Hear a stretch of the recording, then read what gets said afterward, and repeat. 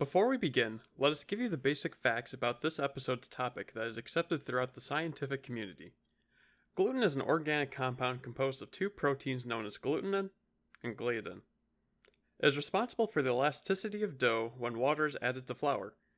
Gluten is the plant storage of the complex proteins needed for the growth of a new plant inside the grain.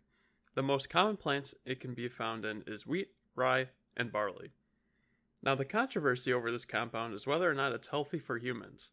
For a small few, it is a deadly compound that should be avoided, but some individuals claim it's bad for everyone. Here, we will look into two individuals that find themselves at odds over the subject backed by a supporter.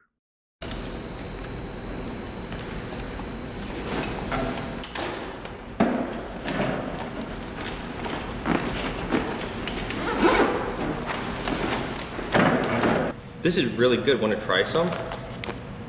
No thanks. I'm on a gluten-free diet and don't eat body toxins. What are you talking about? That doesn't even have gluten in it. Do you know what a gluten is?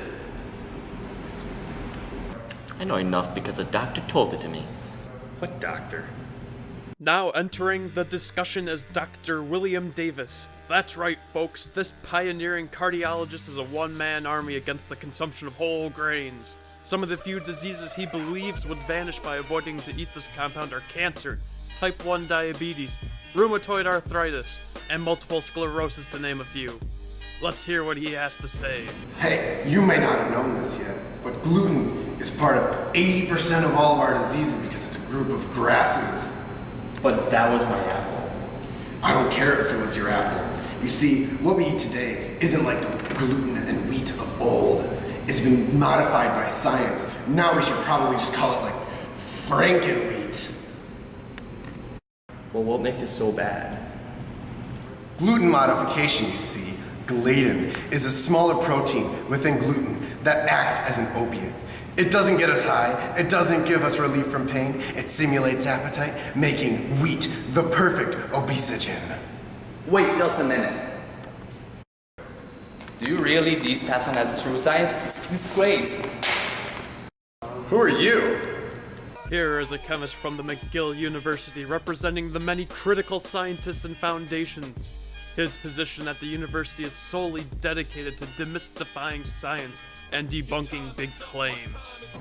They will advocate with undivided attention to you. What do you mean? Tell me the studies conducted to prove your statements about gluten. There are at least 140 cases that I found showing the truth about this, but one that comes to mind is a case in 1979. A study was conducted on dead rats after consuming gluten to find peptides from wheat gluten inside their brains showing opioid activity. Sounds compelling for your case. Any follow-up cases to concur with this on humans? Not yet. In over 30 years, not one came out? What about the obesity epidemic? Yes, there's no denying there's an epidemic, especially in the US. You think to yourself, what's causing it? What food dominates? Breakfast, lunch, and dinner? The answer? Wheat. Not only that, it has a high glycemic index, meaning a large jump in blood sugar, increasing the likelihood of heart problems. Studies also show obesity increases the likelihood of cancer. That is true, but do you have any specific studies? I have my own experiments and thousands of success stories. Anecdotes aren't real sciences. In your own words, they are there to make for fun reading. That is true, but how do you explain the change in my client's health after cutting out wheat? I read into your experiments how you told them to stop eating wheat and checking on them 3 months later. No control group, no upkeep to make sure they aren't on anything else. Quick question. You are a cardiologist, correct? Yes. It says here that the Canadian Celiac Association, the American Heart Association, and the American College of Cardiology do not support your wheat belly diets. It does disappoint me that the best minds in the area do have it completely and utterly wrong.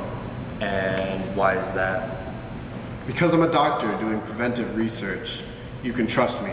I know my sugar, honey, iced tea. Yes, to conclude this, I brought a case study from Saskatchewan, a research lab studying wheat for over a century and found that the plant has been modified, but the proteins remain the same. Well, like all things, going gluten-free is a personal decision and one must be aware of both sides of the argument. With that said, only you know what doesn't agree with you, so dig into whatever you want, as long as it doesn't kill you.